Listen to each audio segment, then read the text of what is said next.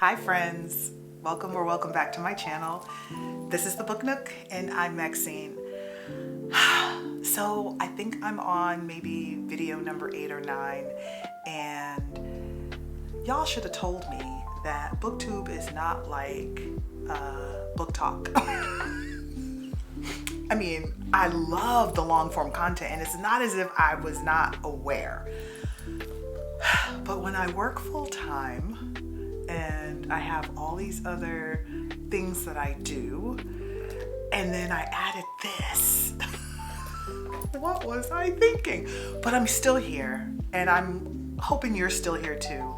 And I don't want as much time to go by. I have to find my rhythm as a full-time employed person in the United States of America.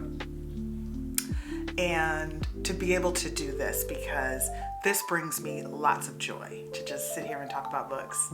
So that's what we're gonna do. I am not gonna do a reading wrap up per se, but this is more just what have I been doing? What have I been doing over the last month? Like what are some of the books that I've been reading? And so I won't necessarily talk about all of the books that I've read because it's been a few. But I will talk about like the last 4. So let me tell y'all about one of the books that I read that I absolutely fell in love with. And that is Honey and Spice by Bolu Babalola. I've had this book on my shelf for 2 years, and how utterly ridiculous, by the way. I don't know what took me so long.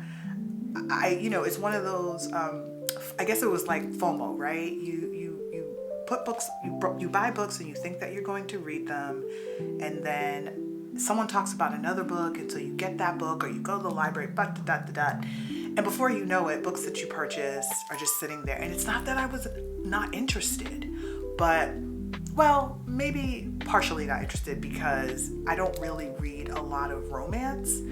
And so I was like, well, I'll just wait till I'm in the mood for romance. And I hardly ever am. So anyway, I decided that this would be a part of my 25 and 25. And that was how I was going to force myself to read it this year. And oh my gosh, I was just like, girl, what you take so long for? This was so good. It was so good. Okay. So it follows our main female character and main male character who are college students. And I don't know if I love that era for every book, but I loved it in this one. So they're college students who are in London going to a school where, they are not the majority. And so they are just carving out their own space at this school and figuring out, what their own individual hopes and dreams are and, what they want to do when they leave university, but also to create that community, that space that belongs to the Black students. And so the main female character, she is a radio host. And so while she's on the radio, she's also giving out advice because she's like, she's like, ladies, don't give your time to the waste man, right? And I had to crack up because that is like so quintessential, like what Jamaicans, Africans, like that is just language that resonated with me. Don't give your time to the waste man, right? You have to say what an accent, but I'm not going to do it right now. So don't give your time to the guy who's out here playing. He's talking to you, but then he's talking to her, all of that.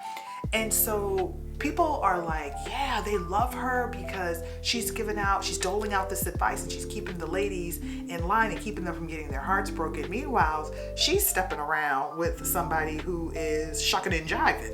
So long story short, she walks out and she decides that, the guy that she's been hanging out with, she's like, you know what? I need to take my own advice. I don't need to hang out with you. You are not for me. And you never were is why I chose you in the first place. But now I realize, like, I've really slipped up. I really don't need to fool with you. So she's like, peace out. And I was like, yeah, girl. Now, mind you, we had just met the guy, so I don't really have an opinion of him yet.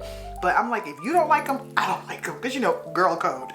So she goes out in the hallway, and then one of the guys that she was just talking about on the radio, like the night before, who she called a waste man, he's out in the hallway. And she's like, you lurking in the hallways, who you here to see? Getting all up in his business. And he's just like, it's not what you think, whatever. So move forward, the two of them, you know, their paths keep crossing, they have conversation, and then lo and behold, they find out that they have the same advisor, and that advisor wants them to work together on a project because they both have interest in the media space. And so that is how their friendship unfolds and their relationship unfolds, and it was funny. And it was heartwarming, and there were opportunities for both of them to step up for the other one. And I just loved the side characters. The friends were so real, and they felt like the girls that I would have had when I was in college, and the girls I still have to this day. It's just such an endearing, fun story. I loved it. I gave it, I think, like 4.5 stars. This might even have been a 5-star book for me. Matter of fact, it was a 5-star book for me. And I don't hear enough people talking about this. I know it came out 2 or 3 years ago, but even then, I feel like it didn't get enough hype. And so I am trying to recirculate this book. I want people to pick this one up. And bonus, the author, I don't know if I already said this, but even if I did, I'm going to say it again. The author, like, oh my gosh, she's so funny. The writing, the banter had me like in my feels. It was funny. It was witty. It was just so good. So, okay, I'm probably going on and on because I'm gushing. I am gushing because this is such a good book. And, second bonus, she's coming out with another book in the summer, and I'm not sure if that book is in any way related to the cool kids in this book, but I'm going to find out because I will be purchasing, because I feel like she's now an auto-buy author for me. I love, love, love her writing. So that's Honey and Spice by Bolu Babalola, and I highly recommend you pick this up. Feel good story. So I also read, I'm going to go in a slightly different direction now. I also read Every Time I Go on Vacation, Someone Dies, and this is by Catherine Mack. And I picked this up because I was strolling through I was about to say local and library at the same time, and it came out weird. I was strolling through my local library, and you know how sometimes they'll prop the books up, right, on the shelves. And so this was one of the books that was propped up. And so the picture caught my eye, and then the title, because I like, you know, slapsticky type, you know, Murder, She Wrote. I am so dating myself. But, you know, my sister and I, every Sunday, we loved watching Murder, She Wrote. It was like the coolest show on television in the 80s. So this kind of gave me that vibe a little bit. And so I picked it up and I was like, well, no harm, no foul. If I don't like it, I can just return it to the library. I liked it. I think I gave this one either 3.2 or 3.5 stars. I can't remember. But the point is that I did like it. It did have a few moments where I was like rolling my eyes. Yes, but not because the story was not good. I mean, it's implausible, but that's the whole point of stories like this. It's supposed to be implausible. So that was not my issue. It follows, but I'll get to that. It follows our main character, who is a very successful writer, and she's written a series of books that star someone that she used to deal with. They had a romantic relationship, but he turned out to be a buzzard, and so she broke off romantic relationship. And she started writing about events that were in their lives and had to do with him. And so he became a runaway overnight sensation. People loved her books, loved the fact that she had this guy in her books. And so he saw this as an opportunity to be like, well, hold up, you're writing about me, You're gonna need to pay me. My battery is blinking. I'll be back. Replace the battery. I think I left off saying that the MMC, he decided, you're going to use my likeness in your book. It's me. You're going to need to pay me. So now she has to pay him lots and lots of money. And so they end up on this Italian tour, which I really loved that part of the book a lot because I've been to Italy, and so some of the places that they were naming, I was able to picture it and remember my experience there, which was really, really cool. But so they were on this Italian tour and with other writers and some of their fans, which I thought was hilarious. While on this vacation, somebody dies, as the title suggests. And so now they're trying to figure out like who done it. And that's the part that was kind of fun as well, because it reminded me of like Clue or Knives Out. If you've ever seen the movie Knives Out, which I love that movie, then you get a sense of what this book is like. It's like these kooky, weird characters. Like everyone's got a potential motive for wanting to off somebody on this tour. But, you're trying to figure out, well, who really has the motive and who actually did it and who's next and all of the kinds of things that you would expect in a book like this. So I had a lot of fun with it. I did. I enjoyed it. It might not be for everybody, but if you can just sort of sit down and just let your mind go, which is what I needed to do. I didn't need to think. I wasn't even trying to solve for, the crime. I was just like, let it unfold. I just want to let my mind be free. And that's why this was so enjoyable. Now, the one thing I will say that did become a little bit of an annoyance to me, probably in the middle of the book. So she has lots of footnotes in this book. And I'm not really big on footnotes in my fiction. But I will say, as someone who read Babel and that had tons of footnotes, those footnotes were so good and so impactful and helpful in understanding a lot of what was in the book. So I loved the footnotes. I felt like they belonged. These footnotes it's funny. It's like her inner monologue. And so she's telling you, and she's talking to you, she breaks like that fourth wall and she's talking to you, which was funny in the beginning, but then it just got a little like, okay.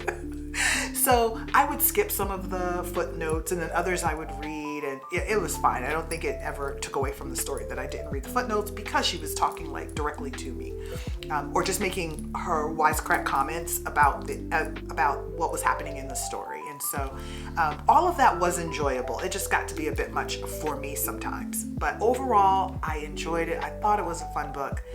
Glad I picked it up on a whim. Sometimes you got to do that and you get a book that you enjoy, and I did enjoy this. Same deal. I'm yet another library trip. I go to the library. I'm trying to go to the library more than I go to the bookstore. So that's kind of my thing. Like if I take 3 trips to the library, then I can go to the bookstore. So, right? So doesn't that make sense? So while on another trip to the bookstore, I was probably returning some books too. This was propped up on the shelf as a new release. And so I was captivated by the cover. So while I don't necessarily love people on a cover, this really just isn't my jam. But I was just like, oh my God, beautiful girl with the braids and gorgeous smile and this guy behind her. What is this book about, right? So this is Frenemies with Benefits by Synethia Williams. I'm so glad I picked this book up. Oh my goodness. It is such a good read. It is so good. Okay, so our main female character and male character are MFC and MMC live in a small town called Peach Cove outside of Atlanta. And they're both business owners, and their businesses, Brian's business is he owns a nursery, and so he's able to provide for Tracy's Inn because she does lots of events like weddings, and so he provides the shrubbery, the flowers and such, right? So they've known each other since high school, and so them having this business relationship was very natural. Plus it's a small town, but they were never really friends. It was more like, I know you, you know me, that sort of thing. So they're having these interactions that are work-based. But because Tracy's personal life is in shambles and falling apart, and often falls apart in public and in front of Brian, he's present. And so he's weighing in, and she's like, if you don't mind your ever-loving business. And he's like, well, I'm not minding your business. I'm just saying though. And she's like, no, you're minding my business. So they have like that friendly banter back and forth where, they like each other enough as people who live in the same town and work together, but they don't like each other per se. Well, what we find out is that actually, Brian has been liking her and has been checking for her since high school, but they went in very different directions. I don't want to tell you anything more because this is something, I feel like if I tell you more, it might spoil it, and I don't even remember what's on the back. So let me just give you let me do you one and give you a little bit of the synopsis so that I don't ruin it with spoilers. It says, for a place that just won an award for Best Small Town, Peachtree Cove sure has a big rumor mill. And Tracy Thompson is tired of being at the center of it. She's worked hard to make her bed and breakfast a success, only to have her soon-to-be ex's very public affair with her business partner result in a shocking pregnancy and the biggest scandal around. Okay, so I was about to say that, but it is on the back. So thankfully, even if it would have come out, I wouldn't have spoiled it. So yeah, there's a cheating trope in here, and it's wild. It's wild. So then what happens next is this, like, her life is so put together in terms of her business, but her personal life is just not very good right now. And she's working really hard to, reestablish herself. And she's working really hard to sort of find out who she is. When she's no longer Bernard, that's her ex-husband's name, when she's no longer Bernard's wife. And she goes on this journey that I think is really real and authentic. And I love that she journeys with her friends, these girlfriends of hers who are just right on time. If you have good friends who help you through situations, then you know who I'm talking about. She has girlfriends who help her, and it's wonderful. And so does Brian. He has these guy friends who are also, community members and shop owners and such. And they too are a good sounding board and just give good advice, even though, they do the guy stuff a little bit, but it's not over the top. And so I really liked that they both have these supportive communities. Tracy's parents, ooh, child. That's all I'm going to say. Ooh, child. I don't know how she did not drink more because her parents were parenting. And Tracy is a grown woman, but her parents were a trip, which is part of like what she was trying to escape and just, yeah. So overall, I really enjoyed this book because there were lots of tender moments. There were wonderful moments for where Brian was able to show up for Tracy. There were wonderful moments where Tracy showed up for Tracy. I mean, it was just one of those books that you just want to stand up and cheer, right? Because here this woman was dogged out, treated badly, and she didn't let what happened to her define her and break her down. Instead, she used it almost as fuel to reinvent herself and to build herself up into someone who's stronger. And I love to see it. I love to see it. So I hope I did this book justice because I loved it so much. I loved it so much. And I absolutely will be reading the other books. I did not realize that this is actually book 3 in the Peach Cove series, but I think that they are interconnected standalones, and so I didn't need to know, who the previous books were about in order to read this, obviously. So I'm definitely going to be, this is an author to watch for me. I'm definitely going to be reading more of her work because this is absolutely fantastic. A new release. On the cover here it says March 2025, so it literally like just came out. I feel like they probably put it out on the shelf and I was the person who snatched it up because it was crisp, like I like my books. And they're getting it back crisp. I kept it clean and tidy, and you love to see it. And then the last book I'm going to talk about is the book that is 6 stars. Oh my gosh, 10 stars. Like, this book is everything, to the point where I was just like, why did I take so long to read this book? Okay, maybe not as long as Honey and Spice, but I did take a long time to read this book. And that is James by Percival Everett. The book is outstanding. I get it now. I wish I could remember the young lady's name. She's a booktuber, and I mean, I've seen a few booktubers talk about this book, but there was one woman in particular who talked about this book, and she's the reason why I got it. And I get why she was gushing. I'm gushing. Okay, let me try to be intelligible right now and actually speak about Percival Everett's masterpiece of a book. Okay, so I did not read Huckleberry Finn as a child. I remember hearing about the book, heard about the premise, and was like, I'm not interested.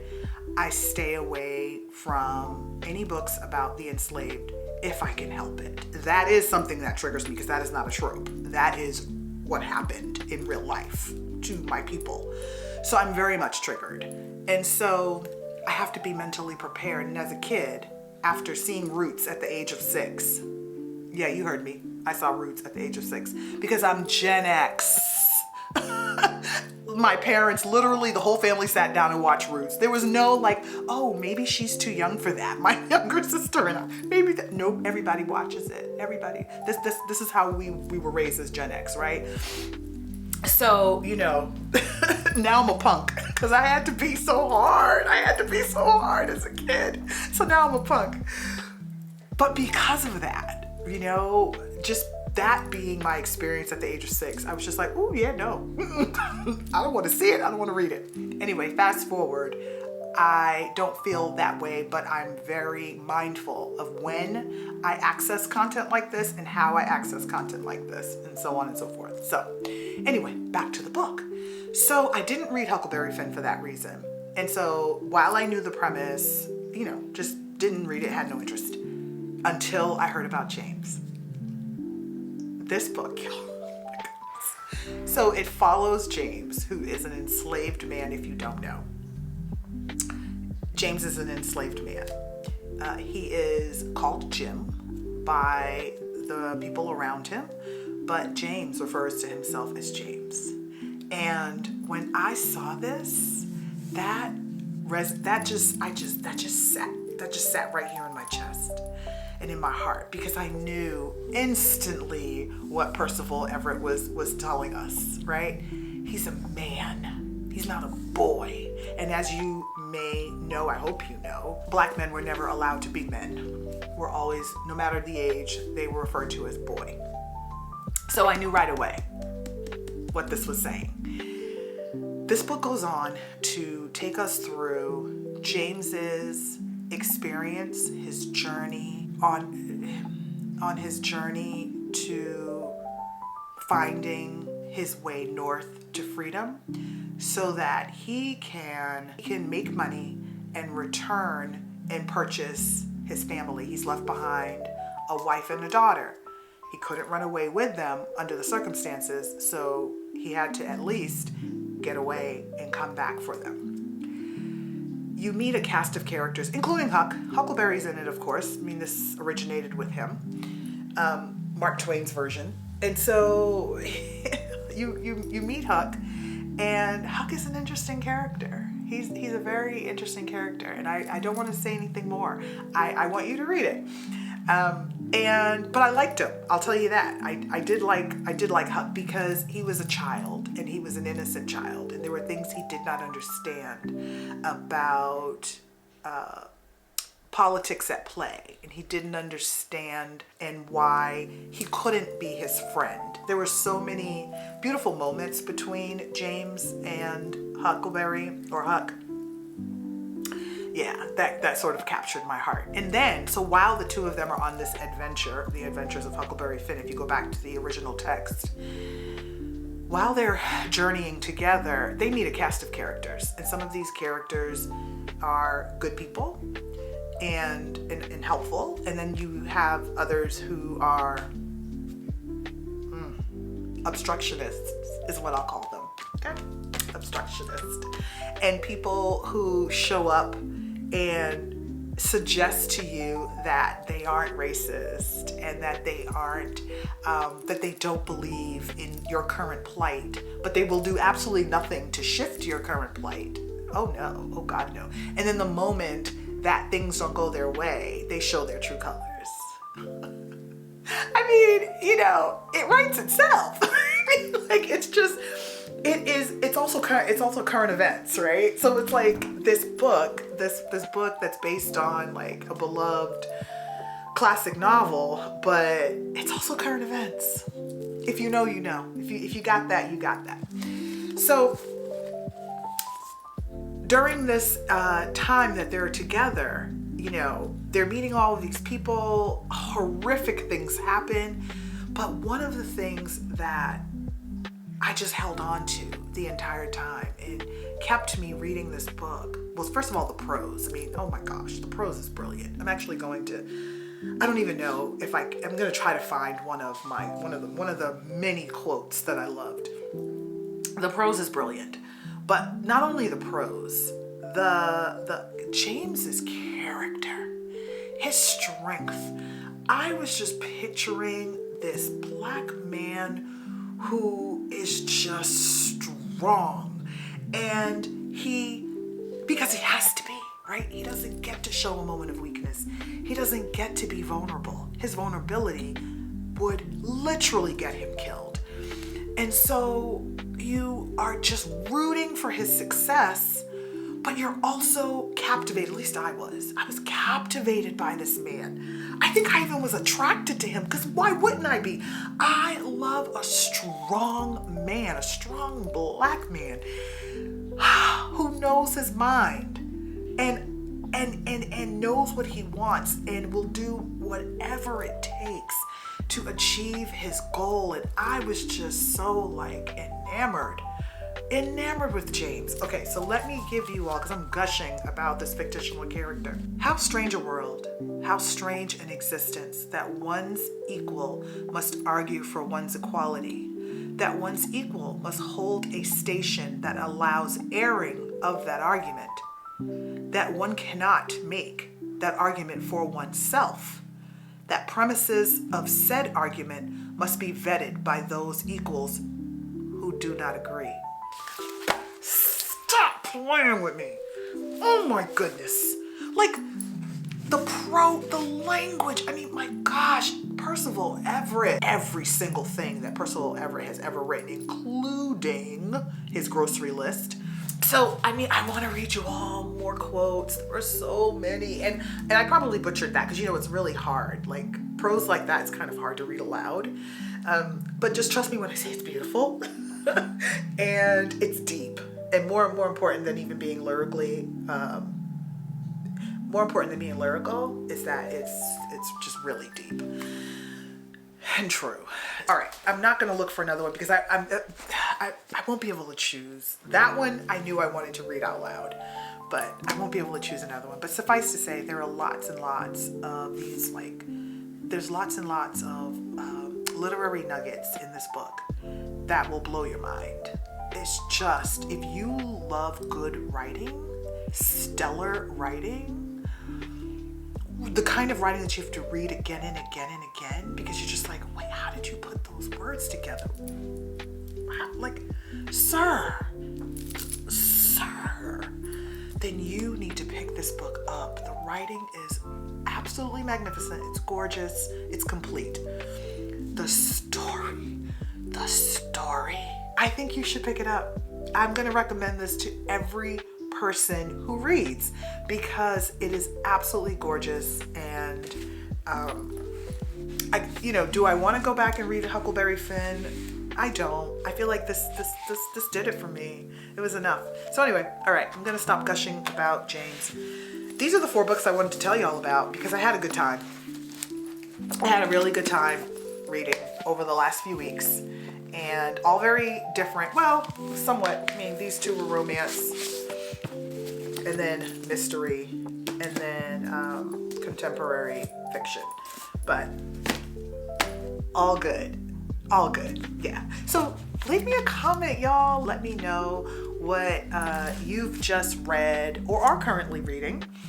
And if you have read any of these books that I've talked about today, or if you plan on reading any of these books. And on that, I'm going to say, I'll see y'all later. Thank you so much for watching. Please make sure to subscribe, leave me a comment, or at least leave me some kind of emoji. I don't even know what emoji to tell you to leave. So just pick one, anyone. And just leave me an emoji, maybe a heart. Leave me a heart. Just leave me a heart, right? Because there was lots to love. Yes, that's what I'm going to ask for. Leave me a heart because I loved the books that I read. Bye.